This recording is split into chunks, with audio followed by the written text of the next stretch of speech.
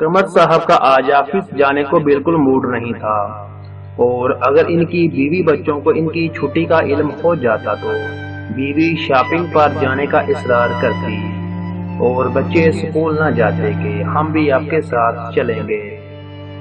अभी इस सोच में ही थे कि रेहाना बेगम अंदर दाखिल हुई और कहने लगी कि आप अभी तक नहीं उठे, 7:15 हो गए हैं, जल्दी से आए, नाश्ता ठंडा हो रहा है। रहने दो बेगम, मेरी तबीयत ठीक नहीं है। कमर साहब निढाल सी आवाज में बोल रहे थे। हाय हाय, क्या हुआ आपकी तबीयत को? खुरम, मानिया इधर तो आए। रेहाना बेगम घबरा कर अपने दोनों बच्चों को पुकारने लगी। वो दोनों यूनिफॉर्म स्कूल का पहने हुए थे। भागे भागे आए। क्या हुआ है मामा और पापा, क्यों नहीं उठ रहे? खुरम ने पूछा। बेटा, आपके पापा की तबीयत ठीक नहीं तो फिर हम स्कूल नहीं जाएंगे, मानिया बोली। कमर साहब जल्दी उठकर बैठ गए। नहीं नहीं बेटा, आप स्कूल जाओ, मैंने अभी दवाई ली है और पहले से बेहतर हूँ। मगर आपने तो अभी तक नाश्ता भी नहीं किया, रेहाना बेगम ने कहा। कहीं आपने नाश्ता किए बगैर तो दवाई नहीं ले ली? खुरम ने पूछा। नहीं बेटा, सुबह जब वॉक के लिए गया था तो मैंने वहीं रेड़ी से नान चने खा लिए थे। ओ मेरे खुदाया, आप लोगों को बाहर की चीजें खाने से मना करते हैं और आज आपने खुद बाहर से खाया है, इसलिए आपकी तबीयत खराब हुई है। हमारे साथ वाले हमसाए नजीर साहब ने भी परसों रेड़ी से नाश्ता किया था, जिसकी वजह से इनको हैजा हो गया है और वो अभी तक ठीक नहीं हुए।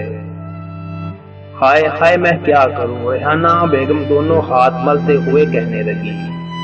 खुरम, ओ खुरम, जल्दी से अपनी खाला राफिया को फोन करके बुलवाओ। मैं अकेली जान कैसे इनको डॉक्टर के पास लेकर जाऊंगी। कमर साहब जो नढाल से बेड पर लेटे हुए थे, ये सुनते ही हशाश बशाश होकर उठ बैठे, क्योंकि रेहाना बेगम की ये बड़ी बहन जब भी अपने 6 साल बच्चों के साथ तशरीफ लाती तो इनका जीना हराम हो जाता। बच्चे तो आफत थे, ना ही फ्रिज में कोई फल छोड़ते और लगातार घर में कई दिन गोश्त सकता और इनके पूरे महीने का बजट खराब हो जाता। रेहाना बेगम ने कमर साहब को एकदम बेड से उठकर यूं ठीक ठाक देखा तो बोली। अरे आप खड़े क्यों हो गए हैं? आप आराम से लेट जाएं। मियाँ आपके लिए सूप बनाकर लाती हूँ। सूप नहीं, मेरे लिए नाश्ता लाओ। और बच्चों, अपने बैग में कापियां और किताबें चेक कर लें। मैं आपकी मैडम से माजरत कर लूंगा, आज हम थोड़ा लेट हो गए हैं। और बेगम, आपके आगे हाथ जोड़ता हूँ कि किसी को बुलाने की जरूरत नहीं है, मैं बिल्कुल ठीक ठाक हूँ। पहले कमर साहब का जी चाहा कि बेगम और बच्चों को सच बता दूं, लेकिन इस सच का बच्चों पर असर ना पड़ जाए, कहीं बच्चे ऐसा करना शुरू ना कर दें, यही सोचकर वो चुप हो गए। सारा रास्ता निदामत के मारे सोचते रहे कि वाकई बुजुर्गों ने सच कहा है कि एक झूठ को छुपाने की खातिर इंसान को 100 झूठ बोलने पड़ते हैं, और सच बोलना चाहा तो वो मेरे गले में ही अटक गया। या अल्लाह ताला मुझे माफ फरमा और सच बोलने की तौफीक अता फरमा, आमीन। उधर रेहाना बेगम नाश्ते के बर्तन समेटते हुए मुसलसल बड़बड़ा रही थी। या अल्लाह, कैसा जमाना आ गया है, लोग मेहमानों की आमद का सुनते ही घरों से बाहर निकल जाते हैं।